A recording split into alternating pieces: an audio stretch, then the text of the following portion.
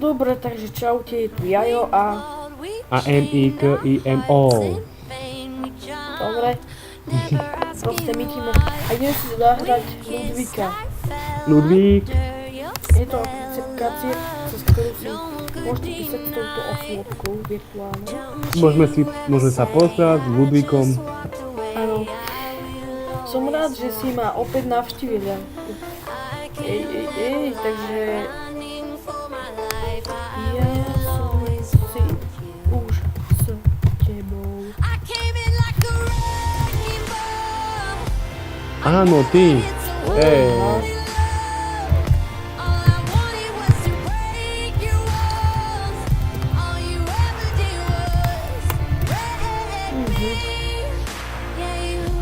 Niekedy sa dostaneme do takých končín, že neviem, čo mám napísať. Niekedy ten Ludvík je taký, že ti odpíše aj naprosto povedený. Kam ty mieríš? No, kam mierime? Medzi očí. Požičajte mi niekto oči, nech sa na to ubožiaka môžem pozrieť. Že ubožiaka. Vážení diváci, ste niekedy videli počítač, ktorý nadáva človeku do ubožiakov? Ešte napíšte, aby sme boli trpezliví.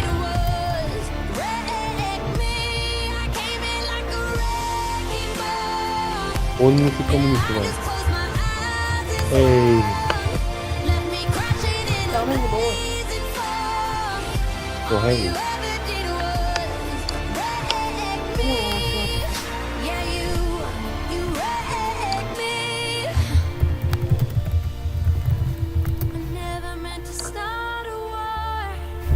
Samozrejme, že nie.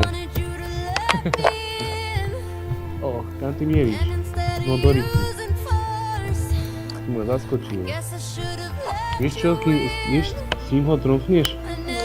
Keď budeš písať to, čo je on. No, Takže keď ty mu niečo napíšeš, on ti na to napíše, tak mu odpíš to isté.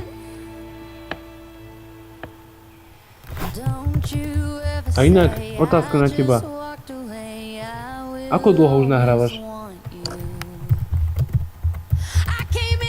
Jajo.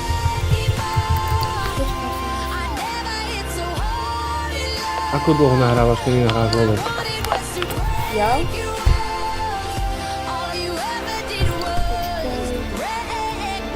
Asi 3 hodiny celkom. Ale nenahrávaš teraz.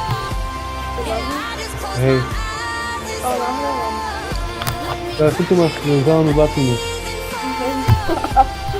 Ale nahrávam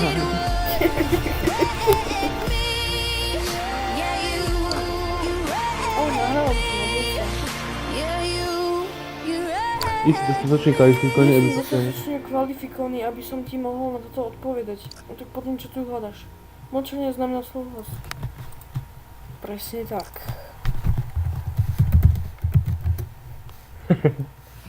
No vidíš, konečne som na niečom podstate... Ježiš, on je retardovaný.